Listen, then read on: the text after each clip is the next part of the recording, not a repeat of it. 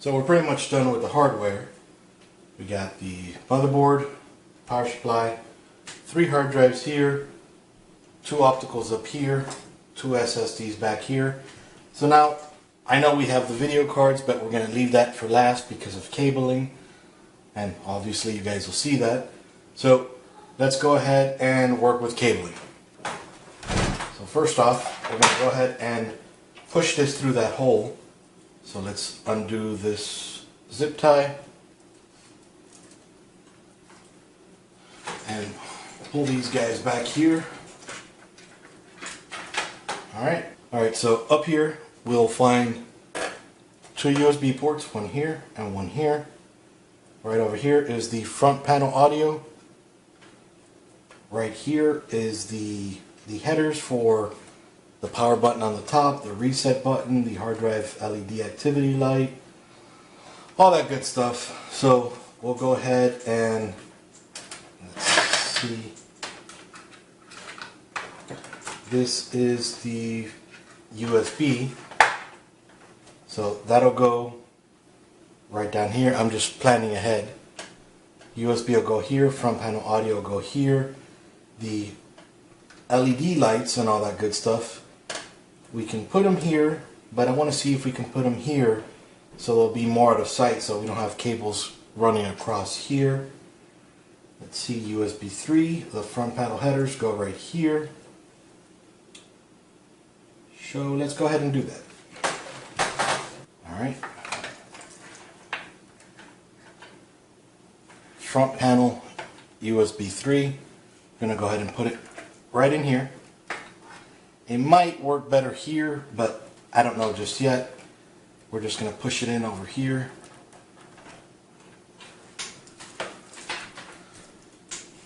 And I like to separate all of the cables so that there is less clutter. Alright, USB right here. So that's going to go right in here.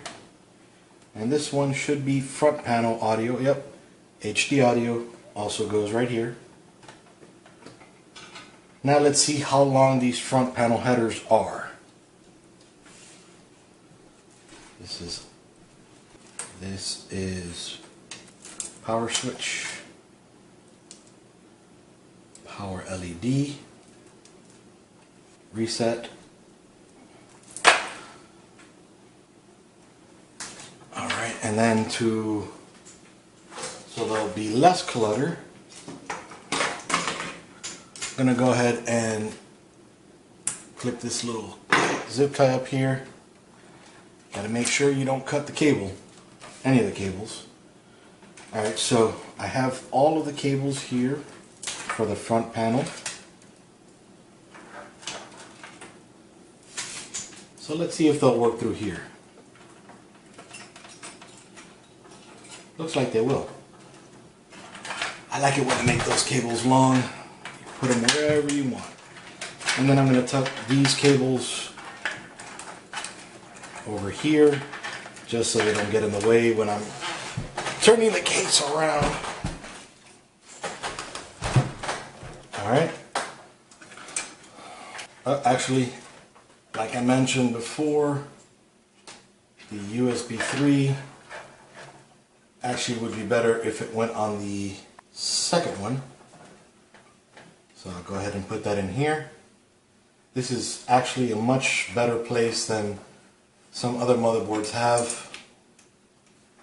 Some have it like right around here, and it can get out of the way of video cards I've seen.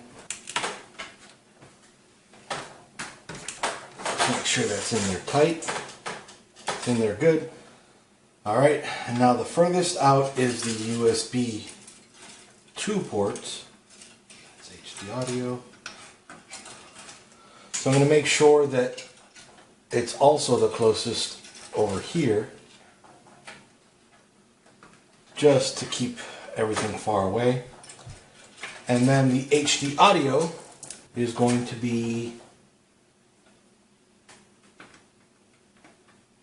right over here.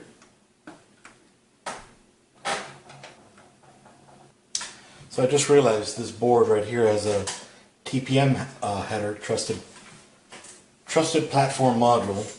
So definitely another military grade thing. Pretty cool for some of you. Alright, HD power LED. Thankfully, like most boards, they have listed here exactly what each little pin does. So HD power LED is split up into two little tiny pins. Alright, that's connected. Hard drive activity. This is power switch. Connect that right here. Reset switch right here. And HD LED. Alright, those are all plugged in here. And now, to make everything look nicer, we're just going to go ahead and lightly tug on all these guys. Make sure there is no excess, sorry. And I'm going to slide this one over the USB 2. That looks pretty slick right there. I'll play with that a little bit more and probably even braid it a little bit so that it looks that much nicer. Alright, while we're on this subject of cabling, we'll go ahead and cable the beginning parts of the power supply. Again, I like to keep all the cables separate. Just looks a lot nicer. So now, what I could do is connect it here. So they make that, for those of you that don't know, the little fight I just had with the ATX 24 pin. They make that because back in the day, for those people that still may use older motherboards, they make that for compatibility's sake, being that older motherboards only had 20 pin. Newer motherboards have 24 pin. So, nice little thing for this power supply. Maybe not 100% useful anymore, but just in case they do that. Alright, so now because of that, I'm going to have to redo the way I do these cables. So the way I'm planning on it, this is just a plan right now, is to go straight like that. It's going to cover the SATA ports, although I'm not too concerned. Since I do have shorter video cards, they're probably not going to even reach right here. So that might look nice. And then I will just zip tie this together to make it look better. I'm going to connect the 8-pin cable up here, the 8-pin CPU cable. Alright, the 8-pin CPU cable up here. Now also for those motherboards that have 4-pin, a 4-pin CPU, the same motherboards that might have a 20-pin or sub that you can't overclock, they have the 8-pin CPU split in two. So that's pretty nice. Now I need to figure out if I can do this, putting her on the back. Now the reason I've never had this problem before is this is a larger case. This is full ATX. I usually work with mid ATX cases. It looks like it will fit. Whoa. Then I have to reevaluate after I plug it in how nice it looks. I don't want my PC to only work well, I want it to look well too.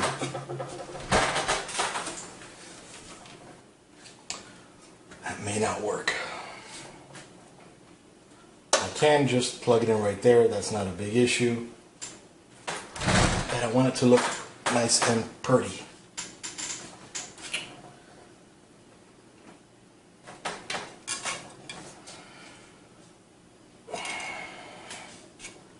Well, I will have to figure something out there. Not a biggie right now. So first off, I'm going to tuck out of sight the other 8-pin CPU. I'll just slide it down here. And I'll probably get back to it very soon. Alright, and then we're going to need both of these PCIe cables for the motherboard. let's go ahead and plug in all the hard drives and opticals. So just opening it up, these come with the motherboard.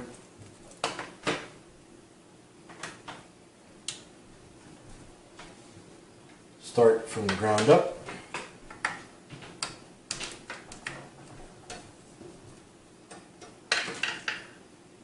Alright, so some of these cables come straight, and then some of them come with a 90-degree angle. Actually, I can still use the 90-degree for the SSDs. That's kind of nice. So just to show you how that works, I'll plug in both the straight and the angled ones.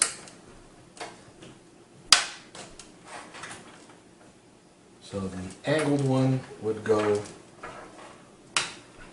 like that. You can see that right here. Not a biggie, doesn't look bad. And then the straight one, just to show you, I'll disconnect this one and plug in the straight one. The straight one would be best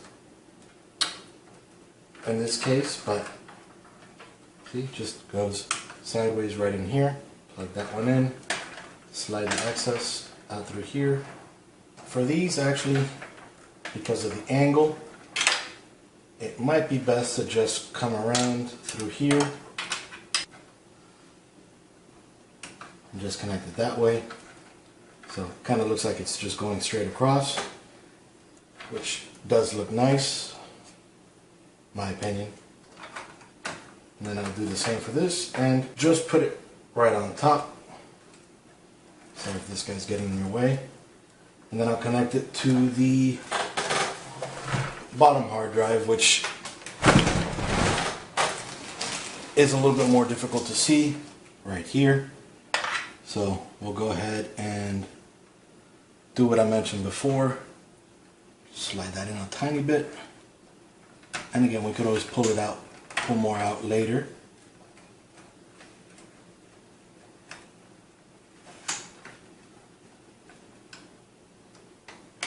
There we go. I'll get back to that in a little bit, so there isn't this big jumble of cables right there. Now we're going to want to get to the back of these hard drives. Let me zoom out. So for these, it's going to be a little bit easier because we could just pull them out. So actually, looking at this, I just realized that it might be best to move this SSD out of the way and put it up here.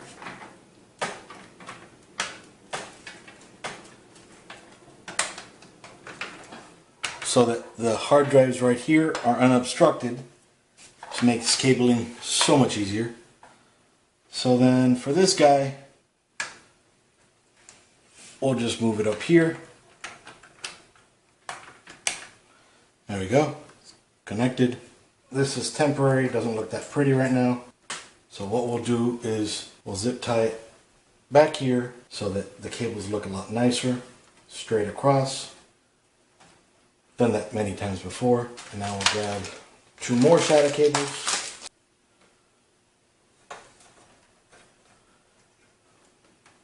Actually, to make this look nicer, the nice part is the part that takes so long. We'll move these cables to the top.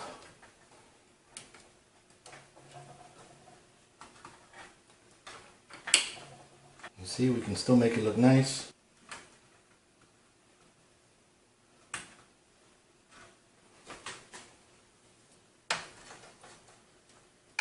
And now this cable here, put it down here now, since we have space. There will be a power cable connected here, but it won't be a big issue. So now we're going to go around the back to connect these guys. I am going to go ahead and plug in everything right now, since I'm going to go around the back. And actually, since we're going to go up to the opticals, I'll move these right here. And then I will need a third one. Alright, so now we're going to connect these guys on their back. I'm going to take you on the back so that you can see how I connect them. There are only 4 cables that come with this board, but because I have a bunch of these cables, I have more that I could use. So if you have more drives, you will unfortunately need to buy more cables. They can't do it all for you guys. Mind you, they do a lot. And most drives come with cables, if not all of them. So you're pretty much safe there. Alright, so let's turn this puppy around and cable the back. Alright, so these 2 are for the top drive, this is for the bottom drive. So I'll go ahead and connect the bottom drive, click, middle drive, even though that should be the top drive, just the way the cable's laid out. And because this does have a bend downwards, a 90-degree angle, put it at the top. This means when I'm all said and done, I can cable them all downwards so that it just looks a little nicer from the back. Right here, just come straight down in a line. Alright, so now we got to do the opticals up here. So I'll turn this guy around again. So now up here we have the 2 opticals. The bottom one, being the AS Media, is not very much needed. We don't really need opticals too much.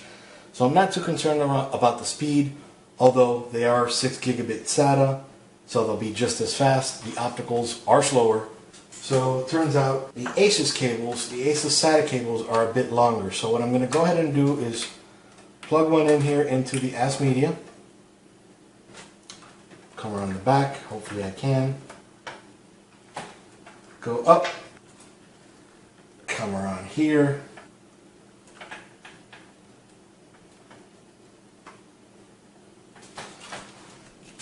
And so now I'll connect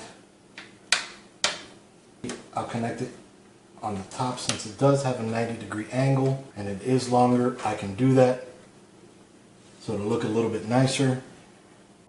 Now for the shorter cable that makes me a little worried, but not too much because I can always fix it if I need to. I'll plug it into the Intel port. Actually, let me redo this. I'm going to put the Intel one on the top.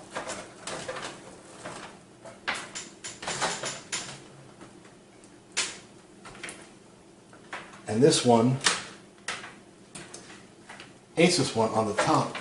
And this other generic one, just going to slide it back here.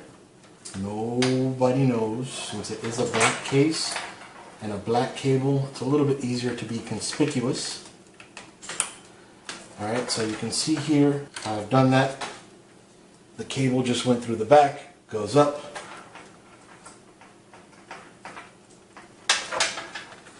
And I'll grab it through here. And it is perfectly long enough. So slide it up here. Alright, so he's coming out of here, just to make it look pretty. Gonna come under and right in here. Now what I can do is, since this cable comes down, I can make it come down like right here, or make it come up, either which way. So it kind of makes it look like one cable. So now I'm done with the cabling, kind of, sort of. Alright, so now since the case does have spots for to connect the fans, it's got 1, 2, 3, 4, 5. 1, 2, 3, 4, 5. I'm going to go ahead and plug in all the fans here. Since this case, you can control the speed of the fans through the button on the top. This cable you saw me hide up here, I'm going to go ahead and undo it. Pass it along the back here. So that's back here. And even though I said 4, 5 up here, there are no fans there, but I'm going to put some there. Alright, so those 2 fan cables that I pass along the bottom side of the case down here, I'm going to go ahead and connect. I'm going to go ahead and connect to here. So 2 cables. Let's pick the outermost cable. Another zip tie here that I'm going to clip. Again, be careful you don't clip an important cable. or else you will be sadly disappointed. Alright, this is an outermost cable.